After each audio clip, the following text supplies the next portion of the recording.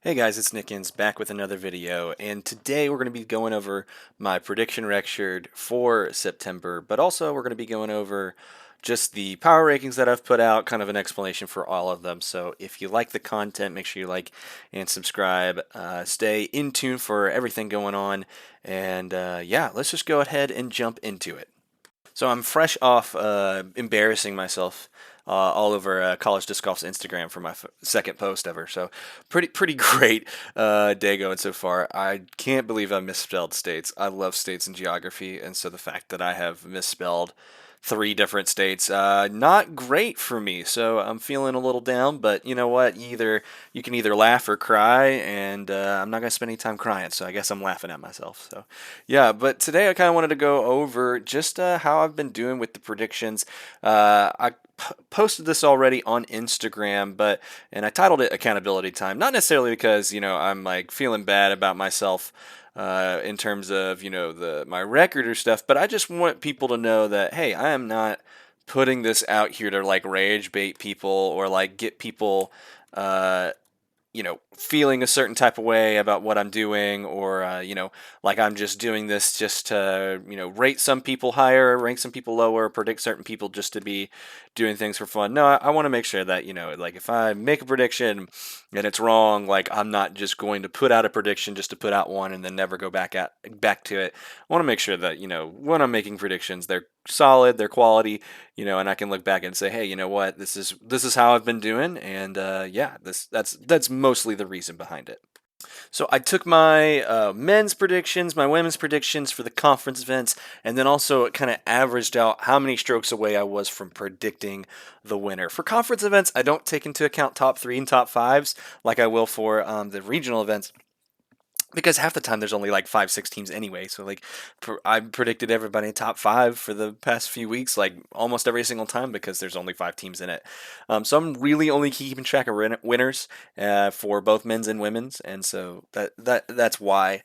Which I was 2-8 in the past month of predicting winners for conference events. That's pretty bad. It might be a little better if I was able to predict the first week. I probably would have got all those right, but man, I've not been good. Partly, man, not knowing the Great Lakes region or the courses is definitely hurting me. And shout out to Michigan State, who keeps ruining my predictions. Every time I predict against them, they win, and every time I predict them, they lose. So shout out to those guys. Those guys are those guys are like been an anchor to my predictions. Love them to death. But yeah. But on the women's side, I've been doing pretty well. There's not too much to predict, honestly, half the time. So it's not like doing super impressive stuff with being 4-2, but it's still something to say. I do think the best part about my predictions is how I've been almost only 3.5 strokes off of what the winning round will be. In fact, I got a couple of them 1 or 2 strokes off, so I'm pretty impressed about that. But yeah, I think I just need to take some more time, think about winners, look at rating more when it comes to conference events, and just kind of stick with my gut on those. I go back and forth on some of it sometimes. So yeah, but overall, I'm pretty happy with conference events. And then for the year, when I've been predicting regional events, there's only been one so far. So it's not like I've had a ton to predict. But with the regional, I was 2-0 with picking winners. I also got both the regional bid winners, right? I didn't put that on here, but pretty proud of myself on that. I got the lady, Chelsea Harding, I predicted her to come in second. I come in first, and she came in second at the event. So I was 0-1 on that. Taylor Moore ended up taking that down by 4 or 5 strokes. So hats off to her. I was 10 strokes off predicting the winning score. Of course, I didn't have all the information. That's you can only do what you can do with that sometimes. I wish obviously that I knew it was a different layout than what I was looking at, but can't change it. I think still only being 10 off is not too bad. I'm sure that that score will come down overall when the time comes, but at the moment it looks bad, but it'll be better here soon. And then for the top three and top five, I did really well. I only missed. As I said, I got both the bid winners right, but I missed third place. One of them was because I severely underrated Colorado. Shout out to them. Both their teams played really well.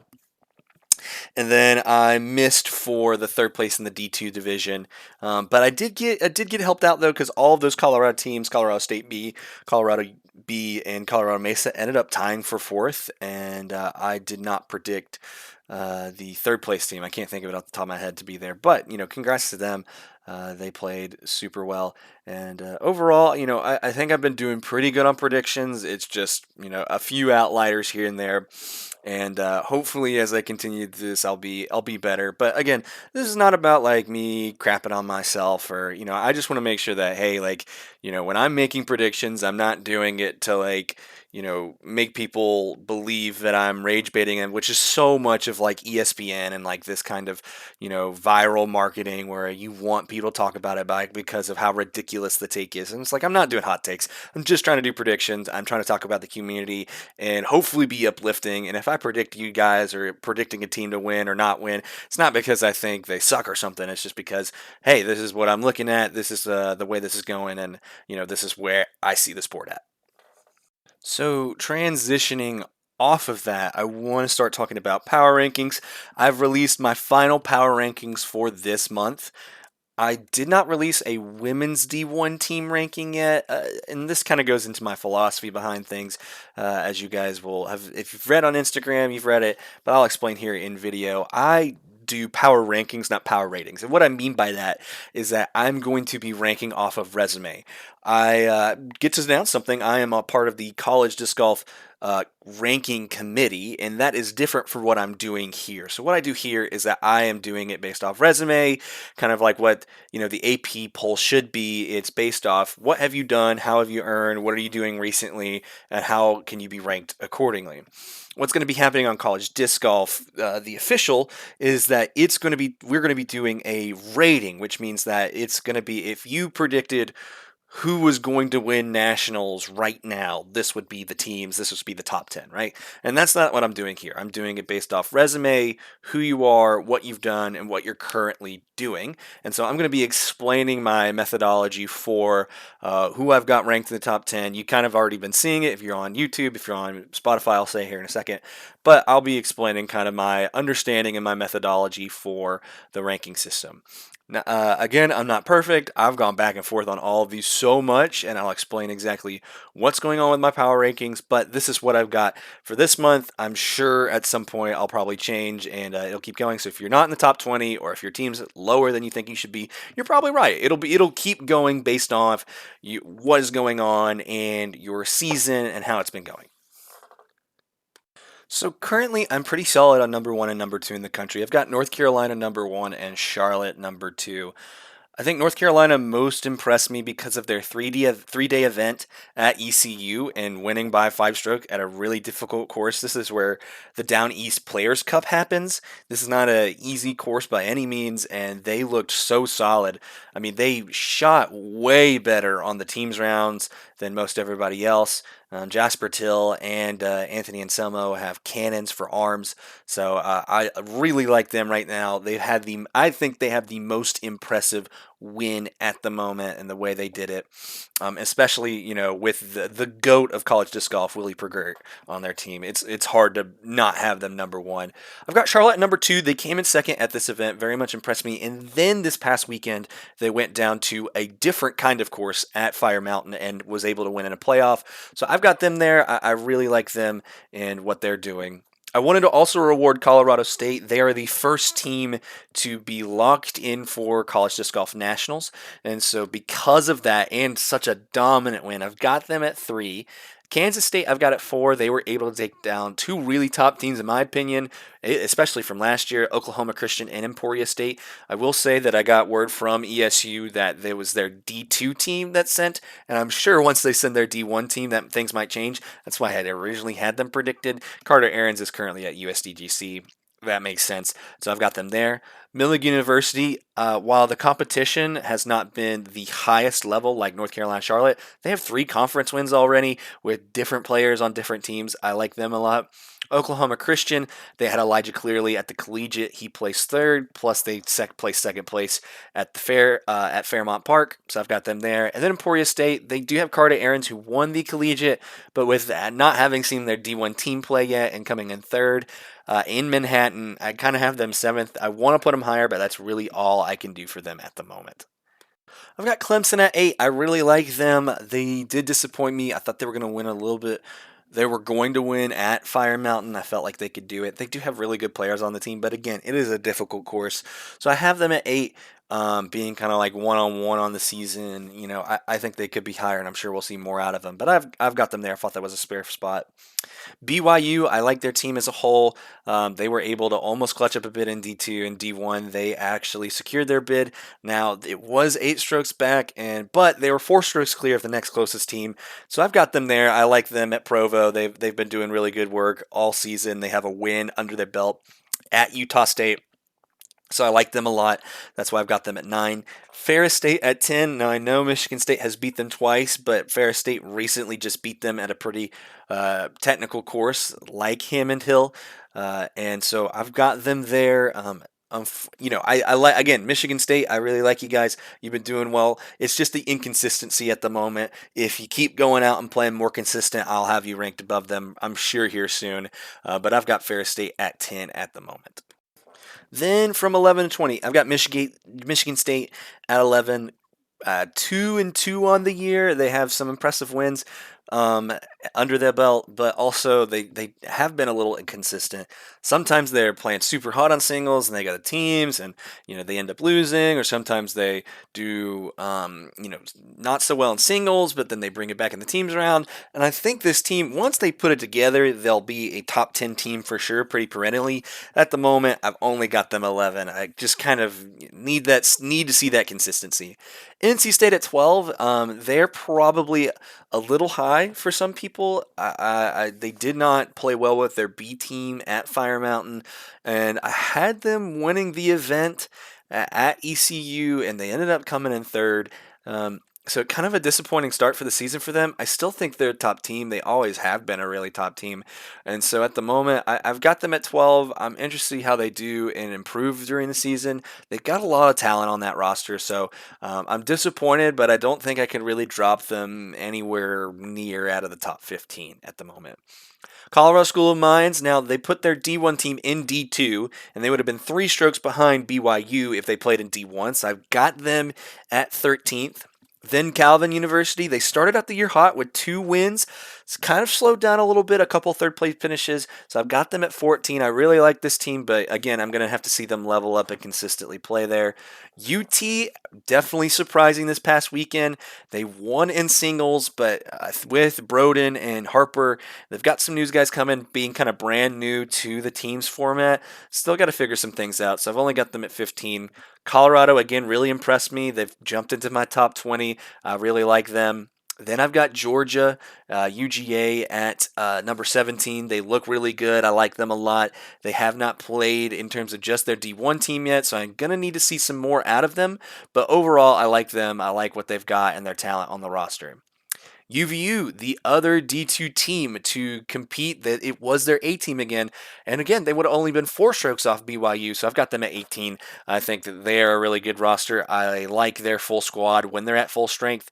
Of course, without full squad, they did not win at Utah State, but I do like them a lot, and I'm interested to see where they go from there. Kentucky, I got 19. This is a good squad. Paul Roberts, Cody Roberts, always playing really good. And Camden Bard's got that team. They've got a well-oiled machine up there. If they can put it together, they're a really good team. And then I want to shout out and have a nod to Boise State, who also well overperformed my expectations at the Rocky Mountain Regional. And they're in at 20. I'm sure more teams will be coming in or out. The Northeast Conference is coming playing this next weekend. The South Central Conference in Texas is playing this weekend. The Upper Midwest at Minnesota Collegiate is playing this weekend. You got Michigan Tech coming there. So I didn't know much about Michigan Tech, especially with them only having teams round. I'm going to need to see singles from them. That's why they're not ranked. And there's also some teams that I'm excited for to see this year that will be coming in here soon. But as I said, if you don't see your team and you don't see your players coming up, I do rankings based ones. Ratings will be coming, and I'm sure you'll be in those here soon. I'm going to go ahead and explain some of the women's and men's D1, D2, and D3 singles people, and then that'll be it for the rest of the video, or if you're listening on Spotify. Let's go ahead and talk about the women's. I've got Atlanta Kruger at number one and then Isabella Parker at number two. They've had the two best rated rounds of the year so far.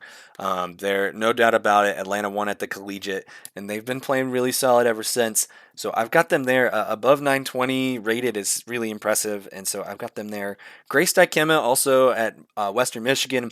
She's been playing super solid. She had a really great weekend at the Lake Arvesta Collegiate Open, so got her there. Madeline Joyner, who's always really solid as well. I got a number four. She played really well at the collegiate. Then I've got Sydney Kitchings, who has one of the, again, a lot of these ladies have been playing above 850 golf. And so I've got Sydney Kitchens there. She played really well at Wing Deer the other day.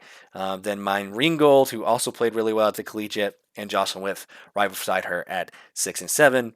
Then Delaney Beckett and Josie Harrison, teammates from Ferris State, at number 8 and 9. They played really well, and they've been continuing to play well, up their rating, so they may be rising in the rankings. And then I got Chelsea Harding at 10, who was playing really well at Utah State's Open over there in Utah. Now, again, I don't have Taylor Moore and some other people on here. I'm filming this afterwards, all those events. I'm sure once those happen and I get more, the times will change, and this will be a little different in a couple of weeks. But at the moment, this is what I had for September. All right, so for the D1 men's singles rating, again, this was made before the Rocky Mountain Regional. So I've got Carter Aarons at number one, the only 1050 plus rated round of the year so far. The most impressive. So I've got him at number one. Anthony Anselmo had a really great weekend at um, at ECU. I know he only, he lost to Owen Rice in singles, but he held that team together, put him in position to win at ECU. So I've got him at two. James Owen from Tulsa. I haven't seen much from him. I haven't even seen Tulsa's team, so I'm unsure. But he played really well at the collegiate, so I want to reward him for that. But that he might drop out just because I don't know if he'll be playing much of the rest of the year. Owen Rice at number four, again, really solid. Played really well at ECU this past weekend, and so good for him. Shout out to him. Elijah Clearly has been playing super well. I've got him at five. Ethan Bishop for Milligan at six has been solid in almost, I think, top three every collegiate event he's played this year. So congrats to him, very solid. Luke Conway at seven. He's also been in the top three pretty solidly in every event he's played this year. Micah Jones at number eight. He won at the Gauntlet at the Grove, so shout out to him. And then Shane McCullen also played really well at the Gauntlet of Grove, and he's been tearing it up for Clemson. I got Tanner Shell at 10, the person who took it down at Utah State. That is my top 10. Let me know what you guys have in your top 10 in the comments for D1. Now for D2, let's go ahead and jump into that.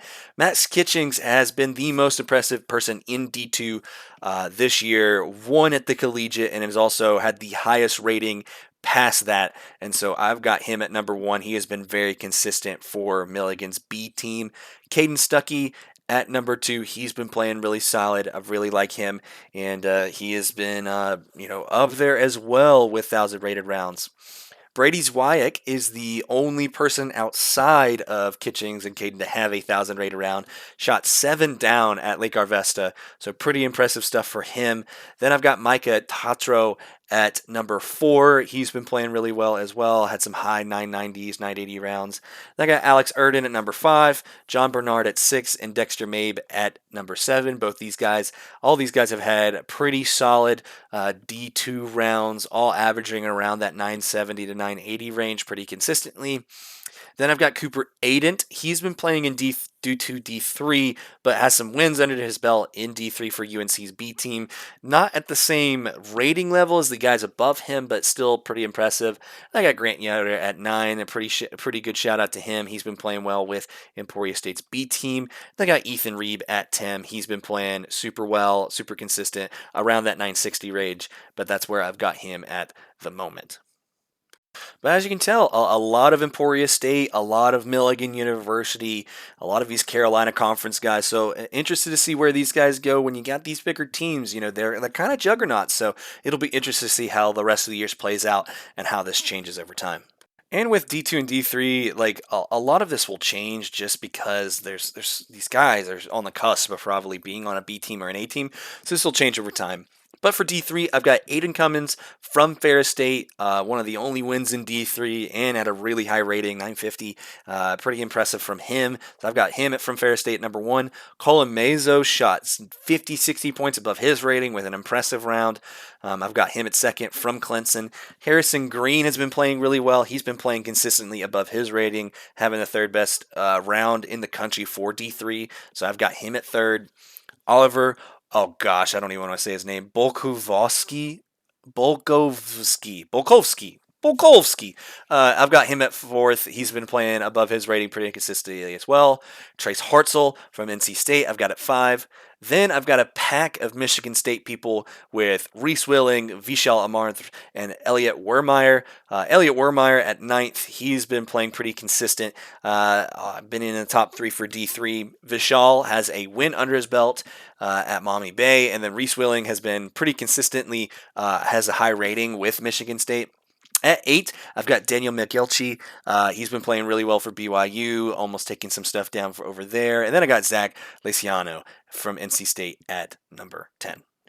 But with all of this, just remember it's my opinion. I'm still working out some things and changing them as we go. There's a lot to change, especially with regionals coming up and things coming on. So in a couple weeks, these lists will probably be very different. Let me know what you guys think in the comments. Who have I missed? And I'll see you guys in the next one. It's Nickens with College Disc Golf News, and I'll see you guys later. Peace.